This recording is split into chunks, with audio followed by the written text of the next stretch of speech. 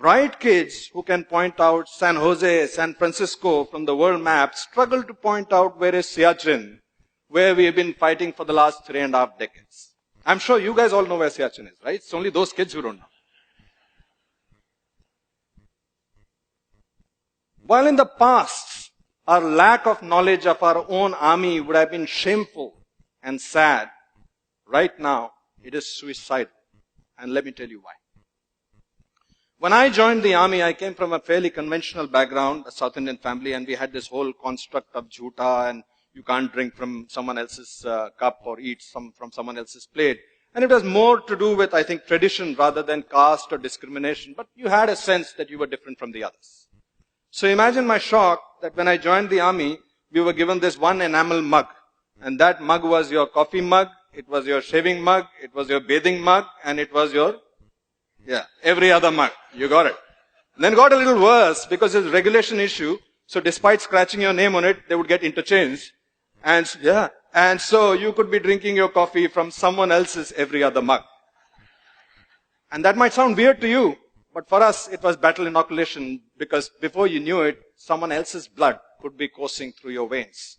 When a soldier is wounded, he doesn't really care whether he's getting the blood from a Christian, Muslim, Sikh, Jat, Maratha, it doesn't really matter.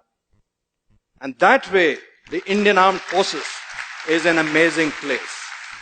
For example, the 1st Sikh unit, the 1st Sikh battalion, is one of the oldest and the most decorated units of the Indian Armed Forces. This was the unit which was airlifted in October 1947 to stop the Pakistani Lashkars who were raiding Kashmir. And this was the unit which halted them at Srinagar. And it's thanks to this unit's gallant action that Kashmir is on the map of India. This unit of the finest Khalsa warriors is led by a Muslim commanding officer. And he leads them not only in battle, not only in exercises, he leads them in the Gurbani every day in the Gurdwara. Or take the case of 3 In 1965 operations, they were tasked for one of the most difficult tasks, which was the capture of a location called Dogre. And that battle has gone down in the annals of Indian history as one of the most tough battles ever fought, because it was street to street, room to room, hand to hand. But Dogre was so pivotal for that operation that when their Anglo-Indian commanding officer, Lieutenant Colonel Desmond Hayes, spoke to his men and explained to them the importance of that particular objective, he told them that we have to be in Dogre by nightfall, dead or alive. And after giving them the briefing, he asked his Jat troops in his clipped Haryanvi, "Susre, aaj raat ko 3 Jat kahan hogi?" And the troops shouted back, "Dogre, Dogre." He wanted to make sure that the troops understood that the mission was larger than the leader. And then he asked them, "Oh Susre, agar Shio Saab ne goli lag gayi, to phir kya karoge?" And without batting an eyelid, the senior Jesho shouted back, "Saab ji, agar Shio ne goli lagi, to kandhe pe taan ke le jayenge, lekin rukenge Dogre jaake." And that night, in that operation, 3 Jat, consisting of Jat troops under an Anglo-Indian commanding officer, took back Dogre not once but twice, winning 3 Mahavir Chakra, 4 Veer Chakras and 7 Sena medals in one single operation. Our soldiers don't fight. They don't care about the name on their chests, which is their own name. They care about the name on their shoulder, which is their Paltan's name. Once they join the unit, if they join a Gurkha unit, they become a Gurkha. If they join a Maratha unit, they become a Maratha. They become a band of brothers. They really don't care about caste, creed, gotras, religions and all of that stuff. And I think, my sense is it's not just the army that feels that way. Some of you may remember in 1992, in Parvanu, in the timber trail, there was this cable car which broke. And it was dangling by a cable. And there were many souls who were trapped inside it, and they were going to plunge to certain death. There's a beautiful story of a Hindu woman who was trapped inside, and she was praying to her gods to save her. And before a little while, they heard the thud of a chopper coming, the thud of a Hepter coming in.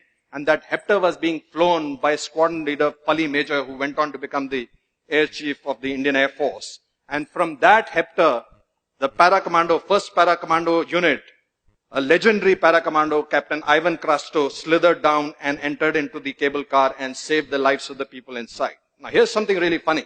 This woman was reaching out to her Hindu gods, but it was a Christian para-commando who came down, flown by a Parsi major, by a Parsi pilot. And we have seen this across the board when we are going for rescue into natural calamities or floods or even 2611. Neither the hostages, neither the people who have been rescued, nor the people who are rescuing really care about the religion, the caste, the creed, the composition of the troops who are coming to save them. I don't know how many of you know this, that in our armed forces, we don't have any mandir, masjid, gurdwara. We have what is called a Sarva Dharm Sthal, in which all the religions are prayed together. And a Maulvi will do a Pandit's job, Pandit will stand in for a Granthi. Somehow the gods don't seem to care either. But when this soldier comes back home, he gets a different world. He gets a completely different world. There his leaders, his political leaders, his religious leaders, his friends, his relatives tell him a different story. They tell him that caste is stealing away jobs. This caste is taking away reservations. That person is different from you because he eats a different kind of meat. They tell him that you have to be our caste first and an Indian later. Ladies and gentlemen, soldiers don't fight with weapons. They fight on a moral high ground. Soldiers don't go into war because they hate the enemy in the front. They go to war because they love their countrymen in the back.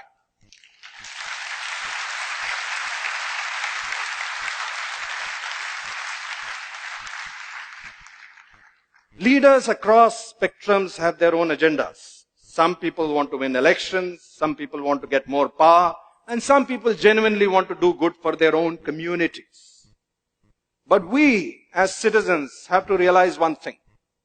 That even as I'm speaking to you right now, standing over here, from Kanyakumari to Kargil, there are soldiers who are deployed in every kind of situation. Right now, as I speak to you, there is a captain out there in Siachen Glacier who is already battling 3 fronts.